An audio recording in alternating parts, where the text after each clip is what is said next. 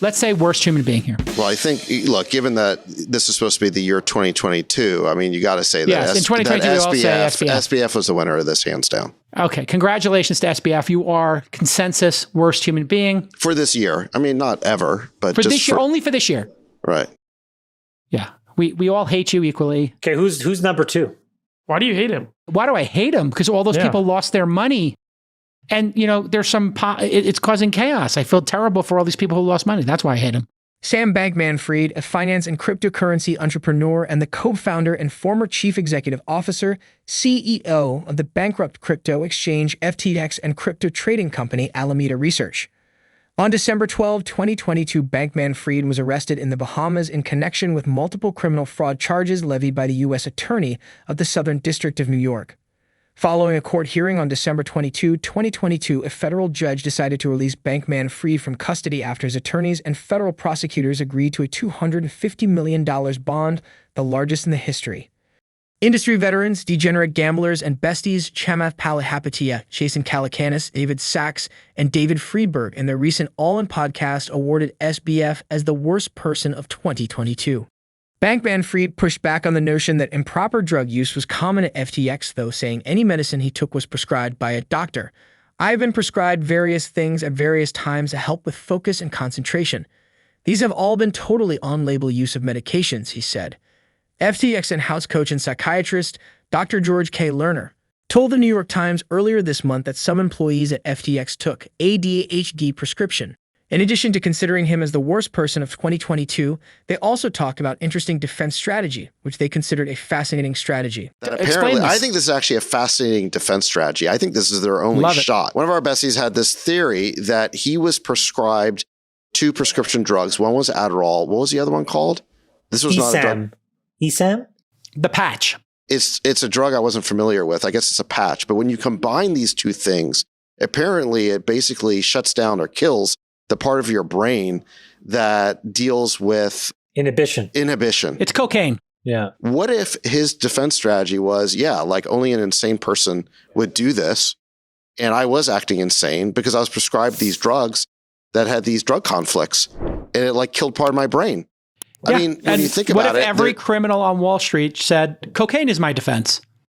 But this, you could say maybe he was legally prescribed it if you could show the prescription. By the way, I'm not saying this should get him off. We're basically workshopping what his only shot of his defense would be, right? Well, and think about it, Sachs. He acted manic after FTX collapsed. So that mania of doing 20 Twitter spaces would be there's evidence. Something so insane about what he did, right? It's almost like a prescribed insanity defense. Like I was prescribed a drug combination that made me insane. In addition to above, the besties in their All In podcast thought that SBF parents aren't going to hold his defense. According to FTX founder Sam Bankman-Fried, his parents bore no responsibility for the downfall of his crypto exchange and the trading arm Alameda Research. SBF parents are being investigated for their ties to a company that failed amid allegations of fraud and misappropriation of client funds. Anybody have a most loathsome company as we wrap? The only way that you could come up with that is like you'd have to have 2 parents that were like law professors or something. All right. Most loathsome company, FTX what if for me. This is his defense, you know? Yeah. My parents, boo-hoo. No. He'll claim insanity, J. Cal. He'll say... Of course, yeah. And they'll have do we think that his parents aren't going to help his defense?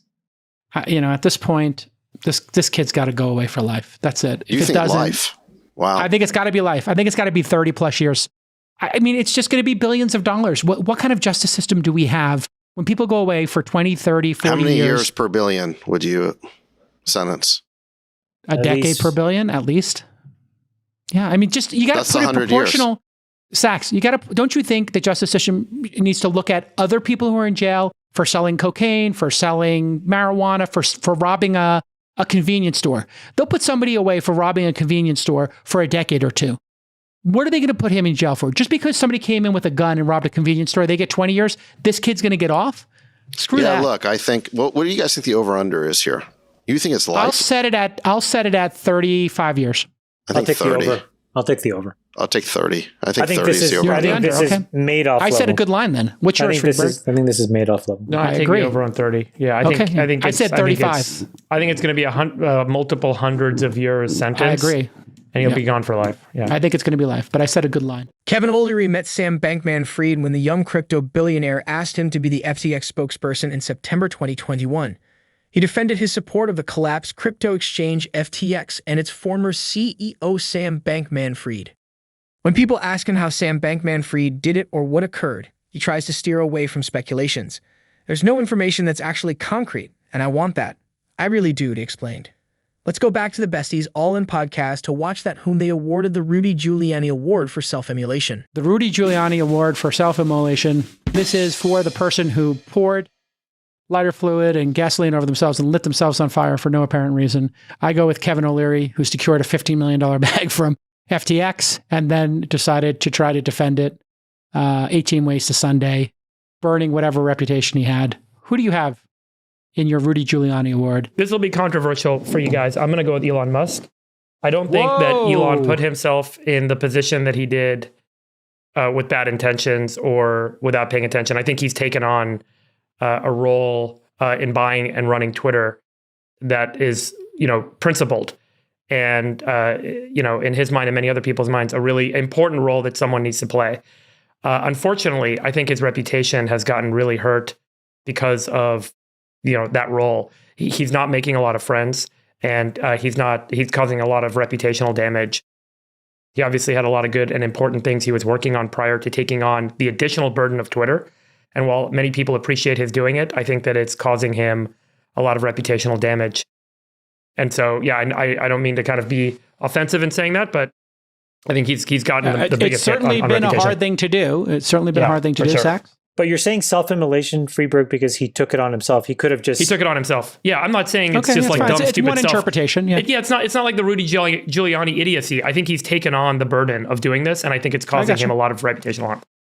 Okay, it's an interpretation of the award. What do you got, Chamath? Sachs and Chamath? Well, I mean, if I were to interpret the award, I think the way it was originally intended, I think I got to give it to Herschel Walker this year, unfortunately. And I wish Republicans would stop winning this award. At least Herschel never gave any speeches next to a dildo shop, but nonetheless. Whoever signed the papers for the whole search and seizure at Mar-a-Lago looks kind of like an idiot. So that was not politically astute. Okay. I think. You would say the FBI then. Okay. So according to your perspective who deserve these awards, please drop your comments and observations in the comments section below. Also, ensure you subscribe to the channel, hit the like button, and turn on post notifications for more videos. Thanks for watching.